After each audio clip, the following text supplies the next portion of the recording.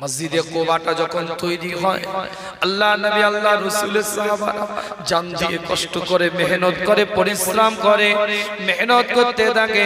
আল্লাহ নবী আল্লাহ রাসূলের সাহাবারা কষ্ট করতে থাকে, পাথরগুলো বইতে থাকে, খেজুরের পাতাগুলোকে এক জায়গায় করে সুন্দর করে ছাদ করতে থাকে, খেজুরের গুঁড়িগুলো দিয়ে সুন্দরভাবে মসজিদে কোবাটাকে তৈরি করে।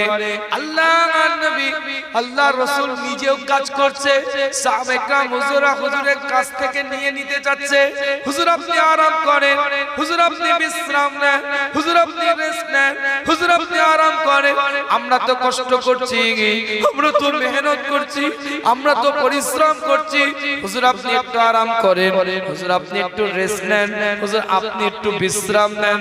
আল্লাহ নবী আল্লাহ রাসূলের চোখ দিয়ে পানির টোশাটা গড়িয়ে যায়। আল্লাহ নবী আল্লাহ রাসূলের চোখ দিয়ে পানির টোশা গড়িয়ে যায়। সাহাবাদের দিকে লক্ষ্য করে বলতে থাকে, আমি তো জানি তোমরা কষ্ট করছো, তোমরা মেহনত করছো, তোমরা পরিশ্রম করে মসজিদে কোবাটাকে বানাচ্ছো, কিন্তু আমি নবী আমার অর্থ নাই, আমার সম্পদ নাই, আমার টাকা নাই, আমি নবী একটু পরিশ্রম করে মসজিদে কোবাতে আমি একটু সহযোগিতা করতে চাই।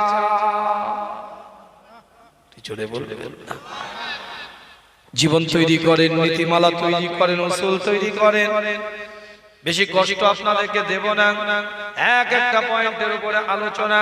কিতাবটা খুলে দেখেন, পরিষ্কার করে লেখা আছে সূরাতুস সাবা, কোরআন শরীফ 6 নম্বর সূরা 60 নম্বর আয়াত। আল্লাহ পাক এলান করে দেয়, ওয়া হুয়াল্লাযী ইয়াতাওয়াফফাকুম বিল লাইলি ওয়া ইয়া'লামু মা জারাহতুম বিন নাহারি সুম্মা ইয়াবআথুকুম ফীহি লিইকদা আজালুম মুসাম্মা সুম্মা ইলাইহি মারজিউকুম ثم ينبئكم بما كنتم تعملون। আমি বলি না, কোরআন জানিয়ে দেয় পরিষ্কার করে, আমার আল্লাহ আমার মাওলা আমার পরওয়ারদিগার এলান করে দেয়, ওয়া হুয়াল্লাযী ইয়াতাওয়াফফাকুম বিল লাইলি, আল্লাহ পাক তোমাদের একটা রাতের মধ্যে মৃত্যুর ন্যায় ঘুম দিয়ে থাকে। ওয়া হুয়াল্লাযী ইয়াতাওয়াফফাকুম বিল লাইলি, মৃত্যুর ন্যায় একটা ঘুম দিয়ে থাকে। ওয়া ইয়ালামু মা জারাহতুম বিন নাহারি, তোমরা দিনের মধ্যে যে কাজটা করো, যে কর্মটা করো, সেটা আল্লাহ জানে। সুম্মা ইয়াবআথুকুম ফীহি লিইকদা আজালুম মুসাম্মা। আমি বলি না, কোরআন জানিয়ে দেয় তোমাদের রব তোমাদেরকে আবার নির্দিষ্ট সময় ঘুম থেকে তুলে দেয়। فيه ليقضى أجل مسمى ثم إليه مرجعكم ثم ينبئكم بما كنتم تعملون। আবার তার দরবারে ফিরে যেতে হবে, আবার তার দরবারে তোমাদেরকে দাঁড়াতে হবে। তোমাদের সমস্ত কৃতকর্ম সম্পর্কে আল্লাহ পাক অবগত আছেন। ছোট্ট করে আয়াতের একটু ব্যাখ্যা দিই। সূরাতুল আনআমের মধ্যে 60 নম্বর আয়াত আল্লাহ কি বলতে চাইছে? আল্লাহ নিজেই বলছে, ওয়া হুয়াল্লাযী ইয়াতাওয়াফফাকুম বিল লাইলি, রাত যেটা দিয়েছি তোমাদেরকে, মৃত্যুর একটা ঘুম তোমাদেরকে দিয়ে দিয়েছি। ওয়া ইয়ালামু মা জারাহতুম বিন নাহারি, তোমরা সকাল বেলায় উঠে কি কাজ করো, কি কর্ম করো, এটা আমি আল্লাহ জানি। দিন বিরোধী কাজ, ইসলাম বিরোধী কাজ, শরিয়ত বিরোধী কাজ, শরিয়ত অনুযায়ী কাজ, শরিয়তের অনুযায়ী জীবনটাকে চালালে, শরিয়তের বিপক্ষ কর্মকাণ্ড করলে আমি আল্লাহ জানি, আমি মাওলা জানি, আমি পরওয়ারদিগার জানি। তোমাদের কৃত কর্মগুলোকে আমি আল্লাহ পাক অবগত আছি। ওয়া ইয়ালামু মা জারাহতুম বিন নাহারি, কি তোমরা দুনিয়ার মধ্যে করো, আমি আল্লাহ দিনের মধ্যে সব তোমাদের কর্মকাণ্ডগুলোকে অবগত রেখে দিয়েছি। সুম্মা ইয়াবআসুকুম ফীহি লিইকযা আজালুম মুসাম্মা আমি আল্লাহ তোমাদেরকে আবার নির্দিষ্ট সময় ঘুম থেকে তুলে দেব আমি আল্লাহ আমার দরবারে আবার তোমাদেরকে ফিরিয়ে নেব তোমাদের সব কৃতকর্মগুলো আমি আল্লাহ জানি তাহলে আপনার আমার কর্মগুলো যদি রব দেখতে থাকে মওলা দেখতে থাকে পরওয়ারদিগার দেখতে থাকে সতর্কের সাথে আপনাকে আমাকে কাজ করতে হবে সতর্কের সাথে আপনাকে আমাকে কর্মগুলোকে করতে হবে জীবনের চরিত্রটাকে গঠন করতে হবে নাদিম বিরোধী কর্ম নয় ইসলাম বিরোধী কর্ম নয় ইসলামের নীতি আদর্শ বিরোধী কর্ম নয় ইসলামের নিয়মাবলী বিরোধী কর্ম নয় জীবনটাকে নবীর তরিকা মতন চালাতে হবে তবে রবের দরবারে খাতা কলম নিয়ে দাঁড়াতে পারবেন কি ভাই কথা ঠিক বলছিলাম নামাজ আছে রোজা আছে হজ আছে যাকাত আছে ইবাদত আছে বান্দেগি আছে মুরাকাবা আছে মুশাহিদা আছে তাজকিয়ায়ে নফস আছে জিকির আজকার সব আছে আমার ভাইয়ের সম্পত্তি জোর করে নিজের নামে রেকর্ড করা আছে কি ভাই কথা ঠিক নামাজ রোজা হজ যাকাত ইবাদত বান্দেগি সব আছে মেয়ের হক দেয় না এরকম বাপ আছে নামাজ রোজা হজ যাকাত ইবাদত বান্দেগি সব আছে বোনের হক দেয় না এরকম ভাই আছে কি ভাই কথা ঠিক আল্লাহ আমাদের সকলকে কবুল করেন সকলে বলেন আমিন এক একটা দলিল দেব আমার আলোচনা 4টা আয়াতের উপরে আনুষঙ্গিক অনেক আয়াত থাকবে দুটো আয়াত বলেছি পর্দার আলে মা বোনেরা আছে এর দ্বারাই বুঝতে হবে আপনাদের কি আয়াতটা কি বলতে চাইছে ওয়ায়ালামু মা জারাহতুম বিন-নাহারি আল্লাহ জানে তুমি সকালবেলা উঠে কি করছো পরচর্চা পরনিন্দা নোংরামি দিন বিরোধী কি কাজ হচ্ছে আল্লাহ এটা জানে সুম্মা ইয়াবআসুকুম ফীহি লিইকযা আজালুম মুসাম্মা নির্দিষ্ট সময় তোমাদেরকে আল্লাহ ঘুম থেকে তুলে দিবে বহু মা বোনেরা পর্দার আড়ালে আছে এই আয়াতের দ্বারাই বুঝুন জীবনটাকে কিভাবে গড়তে হবে ইসলাম আপনাদের অধিকার দিয়েছে সম্মান দিয়েছে ইজ্জত দিয়েছে যে বাড়িতে একটা কন্যা সন্তানের জন্ম হয় সেই বাড়ির দিকে আল্লাহ রহমতের দরজাগুলোকে খুলে দেয় ইসলাম তাদের অধিকার দিয়েছে সম্মান দিয়েছে ইজ্জত দিয়েছে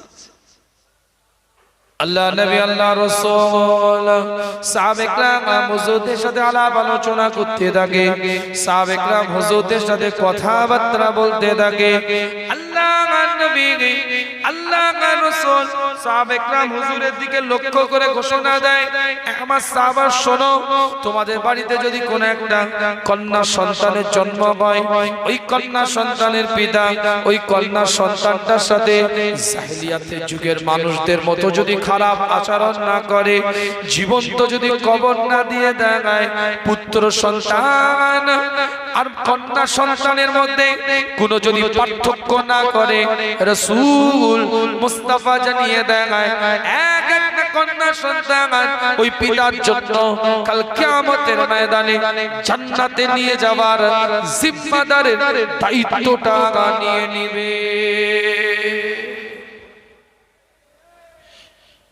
কথা কম বলতে বলতে কি বলতো ঠিক না পরিবেশ নষ্ট করে আবারও হয়েছে ঠিক আছে আল্লাহ পাক সকলকে কবুল করেন সকলে বলেন আমিন হযরত মুসা আলাইহিস সালাতু ওয়াস সালাম আল্লাহর কাছে ফরিয়াদ করতে থাকে আল্লাহর কাছে দোয়া চাইতে থাকে আল্লাহ এ মাওলা পরওয়ারদিগার এ খোদা আপনি যখন সব থেকে বেশি খুশি হন আপনি তখন কি করেন আল্লাহ পাক মুসা আলাইহিস সালামকে বলতে থাকে আমি যখন খুশি হয়ে থাকি ওই এলাকায় ওই পরিবারের জন্য আমি একটা করে আমি মাওলানা আমি বৃষ্টি দিতে থাকি, বর্ষণ করতে থাকি। মুসা নবী আবার প্রশ্ন করলেন, আল্লাহ আপনি যখন আর একটু বেশি খুশি হয়ে যান আপনি তখন কি করেন? আল্লাহ পাক জানিয়ে দেয়, মুসা আমি যখন আর একটু বেশি খুশি হয়ে যাই আমি আল্লাহ তখন ওই পরিবারের জন্য একটা করে মেহমানকে পাঠিয়ে দিই। মুসা নবী আবার প্রশ্ন করে, আল্লাহ আপনি যখন সব থেকে বেশি খুশি হয়ে যান আপনি তখন কি করেন? আল্লাহ পাক জানিয়ে দেয়, মুসা আমি আল্লাহ যখন সব থেকে বেশি খুশি হয়ে যাই আমি আল্লাহ ওই পরিবারের জন্য একটা কন্যা সন্তান দান করে দিই। এখন তো মেয়ে ছেলে হলে বাংলা পাস হয়ে যায় নাকি? মুখটা কথা বলে না কেন? মেয়ে ছেলে হলে বাংলা পাস হয়ে যায় তো কথা বলে ও তো আর পাঁচটা হলে ঘর সংসার হবে। এখন তো মেয়ে ছেলে হলে মুখটা বাংলার পাঁচ হয়ে যায় কেন? আর ছেলে হলে হোয়াটসঅ্যাপ স্ট্যাটাস, ফেসবুকে প্রোফাইল পিকচার, মাই সন ভাজি জান জান করে বড় করে তুলছি, পরে দেখবে একটা জান ধরে নিয়ে এসছে, তোমার জান বের করে নিয়েছে। কথা বলে না কেন?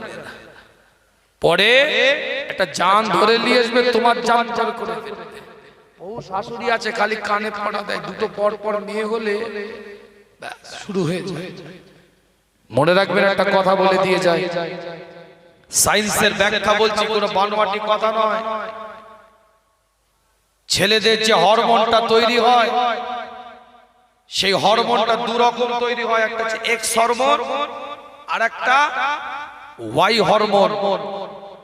শারীরিক সম্পর্ক করার পরে, ফিজিক্যাল রিলেশন করার পরে, সহবাস করার পরে ছেলেদের ওয়াই হরমোনটা যখন মেয়েদের এক্সে গিয়ে মিলিত হয় তখন সেটা পুত্র সন্তানের জন্ম নেয়। আর ছেলেদের এক্সটা যখন মেয়েদের এক্সে মিলিত হয়, শারীরিক সম্পর্ক ফিজিক্যাল রিলেশন করার ফলে তখন ওটা কন্যা সন্তানের জন্ম হয়। এতে কেন মেয়ের কোনো ওয়াই হরমোনই হয় না, মেয়েদের কোনো ওয়াই হরমোনটাই তৈরি হয় না। যদি অপরাধী কাউকে করতে হয় জুতোটা খুলে নিজের ছেলের মুখে মারো যে ওয়াই হরমোনটা না গিয়ে এক্সটা কেন কেন পরের মেয়ের উপর অত্যাচার করছো কেন? প্রত্যেকটা শাশুড়িকে বলে যাচ্ছি আজকে, এক একটা দলিলের দিকে যাব আলোচনা। প্রত্যেকটা শাশুড়িকে বলে যাচ্ছি, বাড়ির বৌমাগুলোকে মেয়ে মনে করেন। প্রত্যেকটা বৌমাকে বলে যাচ্ছি, শাশুড়িগুলোকে মা মনে করেন। হাজারো মা কথা বলে, মেয়ে শুয়ে নেয়। আর শাশুড়ি যদি একটা কথা বলেছেন ওটা তেলে বেগুনে করে স্বামীর কানের নাতলা পর্যন্ত নিস্তার হচ্ছে না। স্বাভাবিক বললে হতো, ওটাকে সুন্দর করে গুছিয়ে সাজিয়ে বলে কান পরা দিতে হবে। মেনে নিলাম শাশুড়িটা ভুল বলেছে, একটু শুয়ে নিতে পারতে, একটু বসে রয়ে বসে নিতে পারতে, একটু সবর করে নিতে পারতে। আবার উল্টোটা হাজারো মেয়ে দোষ করে, সব চাপা দেয়।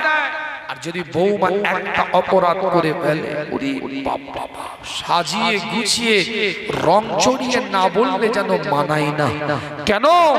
একটু মেয়েটার মতন একটু সাজিয়ে গুছিয়ে একটু চাপা দিতে পারতে তো সংসারটা শান্তি থাকতো। হাত জোর করে বলি, এতে যদি খুশি না হন পায়ে ধরে বলছি জীবন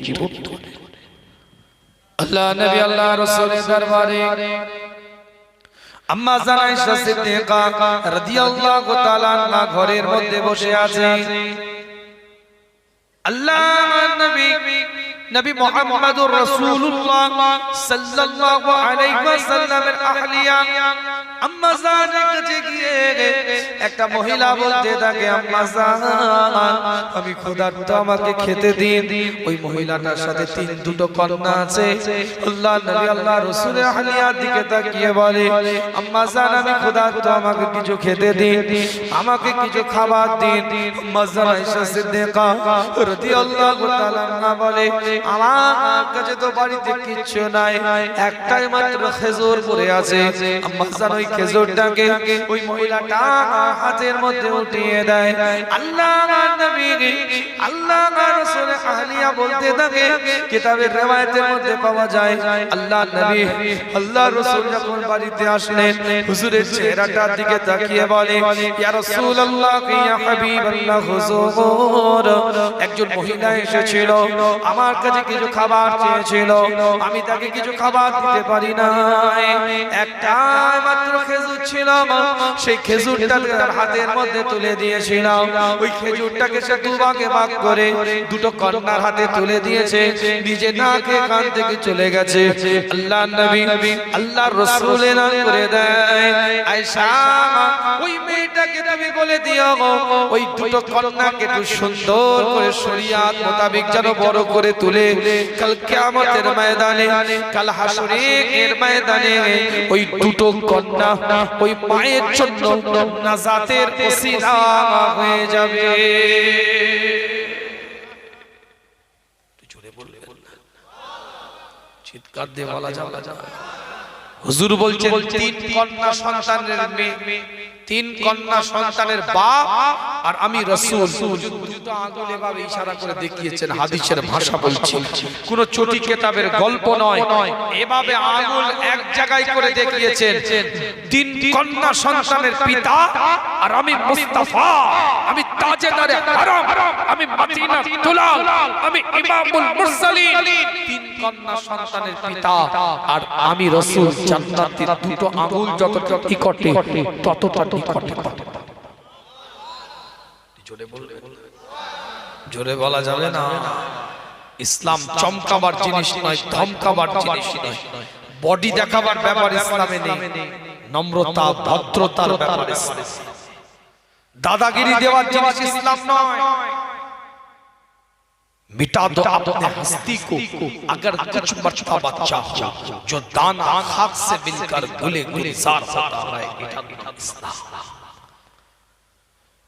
कल कियामतेर मैदाने, कल हाशरेर मैदाने तमाम विश्वटा जेदिन तबाह হয়ে যাবে, ধ্বংস হয়ে যাবে, শূন্য বিচূর্ণ হয়ে যাবে। রাসূল মুস্তাফা জানিয়ে দেয়, এক শ্রেণীর মহিলা সর্বপ্রথম জান্নাতে যাবে। হুজুর এলান করে দেয়, আমি নবী জান্নাতের মধ্যে প্রবেশ করে দেখব এক শ্রেণীর মহিলা জান্নাতের মধ্যে অবস্থিত। আল্লাহ নবী আল্লাহ রাসূল বললেন, কোন মহিলা তারা, কি কাজ করেছে তারা, কি অ্যাক্টিভিটিস তাদের ছিল, কি কর্মকাণ্ড দুনিয়াতে তাদের ছিল, কি জীবনযাত্রা তারা দুনিয়াতে করেছে, কোন কাজের সাথে তারা জড়িত ছিল, কোন কাজগুলো তারা নিজের জীবনের মধ্যে বাস্তবায়ন করেছে, তাদের কর্মকাণ্ডের পদ্ধতি কেমন ছিল। রাসূল এলান করে দেয়, আল্লাহ নবী আল্লাহ রাসূল জানিয়ে দেয়, ওই মেয়েগুলো খুব বিধবা হয়ে গিয়েছিল, স্বামীগুলো মারা গিয়েছিল, আল্লাহর ডাকে সাড়া দিয়েছিল, ইসলাম তাদেরকে ছাড় দিয়েছিল। 3 মাস 10 দিন ইদ্দত পালন করার পরে শরিয়াত তাদেরকে ছাড় দিয়েছিল। তারা বিবাহ করতে পারত, তারা শাদী করতে পারত, তারা নতুন করে সংসার করতে পারত, তাদেরকে ইসলাম ছাড় দিয়েছিল। কিন্তু তারা বিবাহ করে না, তারা শাদী করে না। বাচ্চাগুলোর মুখ দিকে তাকিয়ে যে আজকে চিন্তা করেছে কার কাছে যাব, কোথায় গিয়ে পড়ব, কেমন আমার বাচ্চার সাথে ব্যবহার করবে, আমার বাচ্চাদের সাথে কি রকম আচরণ করবে, এতিম বাচ্চাগুলোর দিকে তাকিয়ে, এতিম বাচ্চাগুলোর মুখের দিকে তাকিয়ে বিবাহ না করে, শাদী না করে, সবর করে করে জীবনটাকে কাটিয়ে দিয়েছে। আল্লাহ নবী আল্লাহ রাসূল এলান করে দেয়, কাল কিয়ামতের ময়দানে, কাল হাশরের ময়দানে ওই শ্রেণীর মহিলাগুলোকে সর্বপ্রথম আল্লাহ পাক জান্নাতি বানিয়ে দিবে। জোরে বলে, চিৎকার দিয়ে বলা যাবে না। সংক্ষিপ্ত আলোচনা বিদায় দেব আপনাদের খেদমতে। এক একটা দলিল দিয়ে আলোচনা করে যাই। আল্লাহর নবী মুহাম্মদুর রাসূলুল্লাহ সাল্লাল্লাহু আলাইহি ওয়াসাল্লাম জানিয়ে দেয়, সূরাতুন নূরটা খুলে দেখেন, 24 নম্বর সূরা 19 নম্বর আয়াতের মধ্যে আল্লাহ এলান করে দেয়, ইন্নাল্লাযীনা ইউহিব্বুনা আন তাশিআল ফাহিশাতু ফিল্লাযীনা আমানু লাহুম আযাবুন আলীম ফিদ দুনিয়া ওয়াল আখিরাতি ওয়াল্লাহু ইয়ালামু ওয়া আনতুম লা তা'লামুন। আমি বলি না, কোরআন জানিয়ে দেয় তার ভাষার মধ্যে দিয়ে, ইন্নাল্লাযীনা, নিশ্চয়ই যারা, আন তাশিআল ফাহিশাতু, অশ্লীল কাজ করে, খারাপ কাজ করে, বাজে কাজ করে, নোংরা কাজ করে, আন তাশিআল ফাহিশাতু, খারাপ কাজের সাথে জড়িত থাকে, ফিল্লাযীনা আমানু, ঈমানদারদের মধ্যে থেকে যারা অশ্লীল কাজ করে, ঈমানদারদের মধ্যে থেকে যারা খারাপ কাজ করে, ঈমানদারদের পরিচয় নিয়ে যারা অশ্লীল কাজ করে, লাহুম আযাবুন আলীম, রবের পক্ষ থেকে কোরআন নাযিল হয়ে যায়, নিশ্চয়ই আল্লাহর পক্ষ থেকে তাদের উপরে কঠিন শাস্তি দেওয়া হবে, কঠিন তাদেরকে আযাব দেওয়া হবে, ফিদ দুনিয়া ওয়াল আখিরাহ, দুনিয়াতেও দেওয়া হবে, আখিরাতেও তাদের আযাব দেওয়া হবে। আমি বলি না, কোরআন জানিয়ে দেয়, পরিষ্কার আল্লাহ পাক জানিয়ে দেয়, আমি আল্লাহ যা জানি তোমরা তা জানো না। কথাটা ভালো করে বুঝবে। আল্লাহ বান্দাকে শাসন করছে, এই অপরাধ করবি না, ফাটিয়ে ফেল। ইন্নাল্লাযীনা আন তাশিআল ফাহিশা, অশ্লীল কাজ যদি করি, লাহুম আযাবুন আলীম, বিরাট পিটবো, দুনিয়া আখিরাতে শাস্তি হবে। আমি আল্লাহ যা জানি তোরা তা জানিস না। অন্য আয়াতের মধ্যে আল্লাহ পাক জানিয়ে দেয়, সূরাতুর রাদটা খুলে দেখে 13 নম্বর সূরা 11 নম্বর আয়াতে আল্লাহ পাক এলান করে দিচ্ছে, ইন্নাল্লাহা লা ইউগাইয়িরু মা বিকওমিন হাত্তা ইউগাইয়িরু মা বিআনফুসিহিম। আল্লাহ নবী, আল্লাহ রাসূলের উপরে কোরআনটাকে আল্লাহ পাক নাযিল করে দেয়, নিশ্চয়ই যে জাত নিজে থেকে পরিবর্তন হয় না, আমার আল্লাহ বলে সেই জাতকে আমি পরিবর্তন করি না। যে কওম নিজে থেকে পরিবর্তন হয় না, ইন্নাল্লাহা লা ইউগাইয়িরু মা বিকওমিন হাত্তা ইউগাইয়িরু মা বিআনফুসিহিম। যে কওম নিজে থেকে পরিবর্তন হয় না, আমি আল্লাহ সেই কওমকে পরিবর্তন করি না। তাহলে তার উল্টোটা, যে কওম নিজে থেকে পরিবর্তন হয়ে যায়, সেই কওমকে আল্লাহ পাক পরিবর্তন করে। ছোট ছোট করে একটু বুঝিয়ে দিই, তিনটা আয়াত এক জায়গায় করে সমন্বয়ে একটু কথা বলি। সূরাতুল ইমরানের 3 নম্বর সূরার 135 নম্বর আয়াতটা তুললে একটু পরিষ্কার হয়ে যাবে। সূরাতুন নূরের 19 নম্বর আয়াতে আল্লাহ বলছে, ইন্নাল্লাযীনা আন তাশিআল ফাহিশাতু, নিশ্চয়ই যারা অশ্লীল কাজ করে, ফিল্লাযীনা আমানু, ঈমানদারদের মধ্যে থেকে আল্লাহ পাক বলছে, লাহুম আযাবুন আলীম, আল্লাহর পক্ষ থেকে কঠিন শাস্তি দেওয়া হবে, ফিদ দুনিয়া ওয়াল আখিরাতি, আখিরাতের মধ্যে, দুনিয়ার মধ্যে।